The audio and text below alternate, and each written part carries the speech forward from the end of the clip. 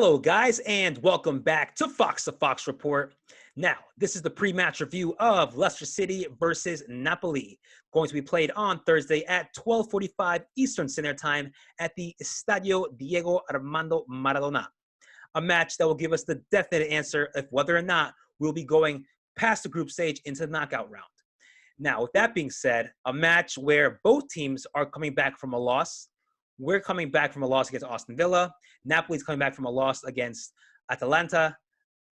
They played at home. We played away. So we're definitely not performing to where we're expected to perform. And we're basically coming into this match, both teams head on, trying to turn that around, come with a victory, and then close off the week with a league match and another win. But anyways, we can't worry about the Premier League now. We worry about Europa League because this match, we either have to tie or we have to win. And I'm pretty sure that game's not going to end in the tie. So a must win. A must win will guarantee us first place in our group, and we'll play a second place team that comes in from the other groups. But anyhow, we have to go into this match with urgency. From the minute, like the way we started against Aston Villa, those first 10, 15 minutes up to the time where we scored the first goal with Harvey Barnes. Urgency. We come to play, take control, pass around, not give any foolish passes, nor should we not be picking up the intensity and just dropping to the level of our opponents, because that honestly is what kills us. If we play very well for the first 10 minutes and then we score a goal, we just drop in level to the level of literally our opponents, and it's just a 50-50 match. Next thing you know, we're going to drop even lower, and then the opposition scores the goal, they tie it, and then next thing you know, we're just chasing the game. So it's literally either we stay up top the entire time, or if we drop, we're just going to drop even lower. So it's all about urgency and just that motivation to keep on going throughout those 90 minutes. It's honestly, it's not that hard to explain. It's not that hard to tell, to say, why can't we just play well and keep control and not give any foolish passes, nor defend very poorly when it comes to a set piece or a corner or a counterattack. We have to be firm on it. It has to be communication.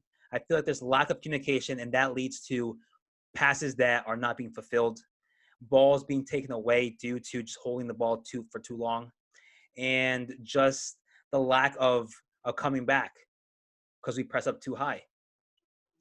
But anyways, Napoli is coming into this match with a couple hefty amount of injuries. That is with Insigne, that is with their number 9, Osimhen, who scored the 2 goals over at the King Power Stadium, the first match of the Europa League. So he's actually out for, I don't know how long, but definitely won't be in this match against Leicester City. Now, Insigne, there was reports saying that he was going to be evaluated till the very last minute to see if he can feature in this match. However, based on what we're hearing now, nothing really new about Insigne possibly coming into this game. So we'll assume that he won't be featured in this match. Now, with us, on the other hand, as far as injuries go, no injuries from the match against Aston Villa. But Yuri Tielemans is coming back and has traveled to Italy, so he's expected to start.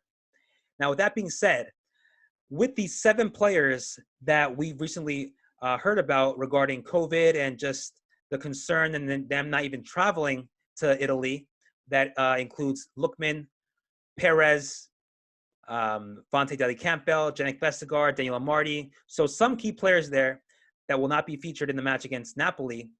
We'll have to see how we can manage.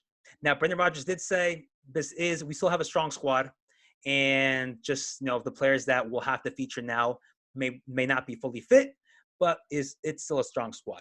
And based on the starting 11 that we've recently been playing with, the only player that will not be featured is Lookman.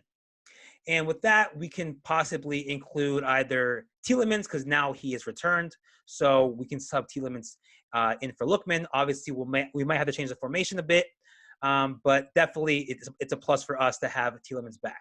So it just adds more creativity towards the midfield. Definitely can work alongside Madison.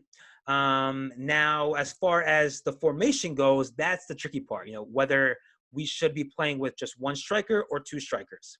Now, Iheanacho actually is also one of the 7 players that will not be playing in the match against Napoli. So we're left with pretty much 2 strikers.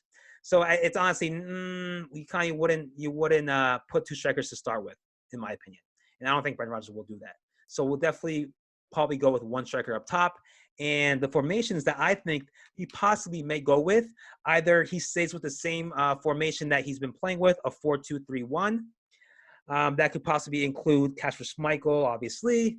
Castagna, the back 4 pretty much stays the same. No one's injured there. Nor do I think we have an alternative at the moment who could replace any of the back 4.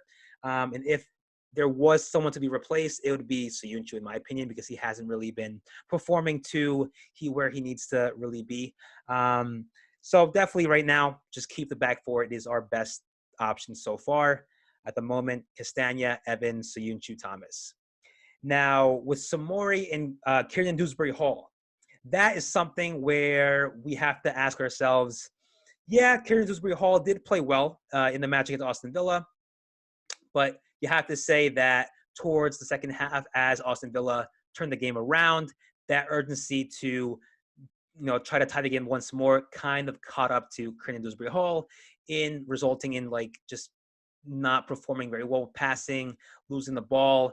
But I will say those first 45 minutes of the match, he played perfectly well. He worked alongside Maddison, passed with Thomas, passed with Harvey Barnes. Definitely that connection between those 2 academy players and Maddison definitely worked out well. But of course, there will be more time for him to start matches, get more playing time, and of course, be even better.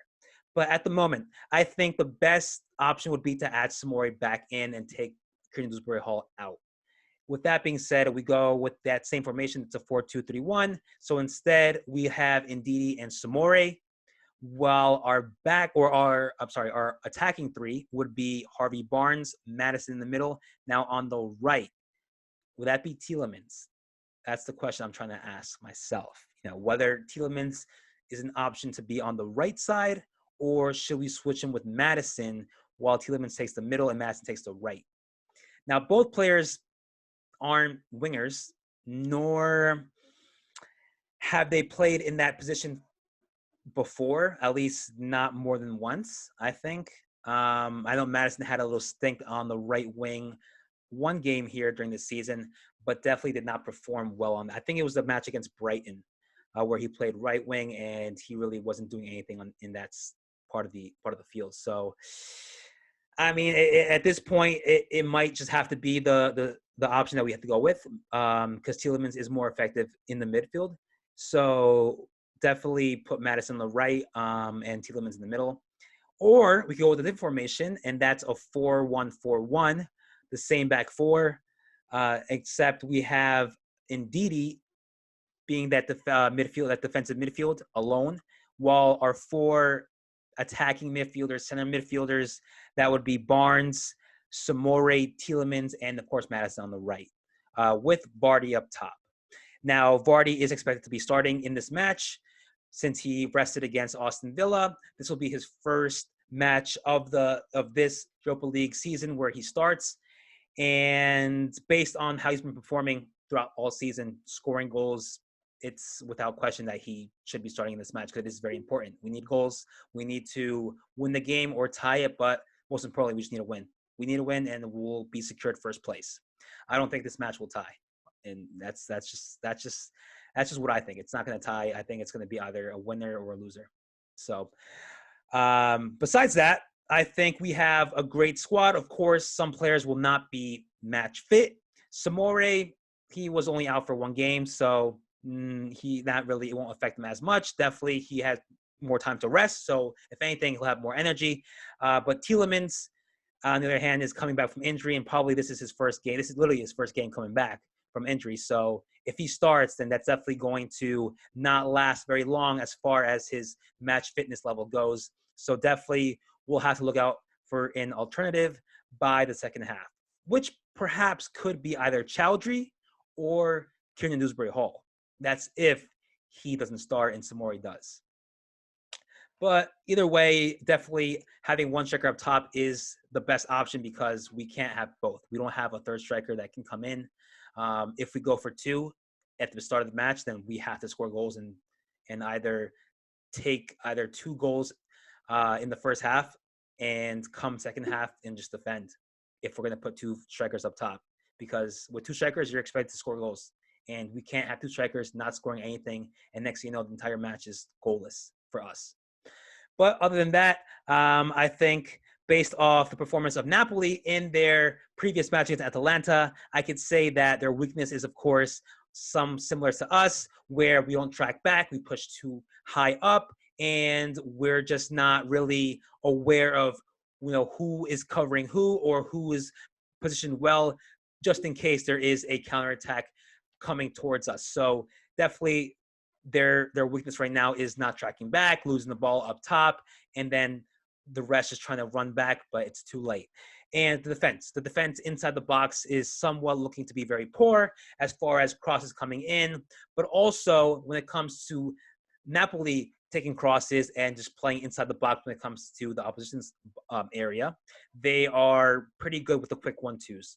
So they definitely got us there in the first match at the King Power Stadium, where a 1-2 led to their first goal by Genipo. I think that was like with Insigne, and a layoff over our defensive, I think it was over Sayunshu, and then Genipo was there to basically push Janik Vestergaard out of the way and lob the ball over Cassius Schmeichel. So definitely they're very strong when it comes to playing in the box, those quick plays. So we have to be basically on our toes and aware of who's making the run, who's defending who. But just defend, be aware. That's the main thing. Awareness for everything. Set pieces, open play, everything. That's pretty much what is killing us, is we're not being aware. And next thing you know, we see someone who's not being defended, and then a pass gets given to them, and they either have an open header or an open shot. Like it's that obvious.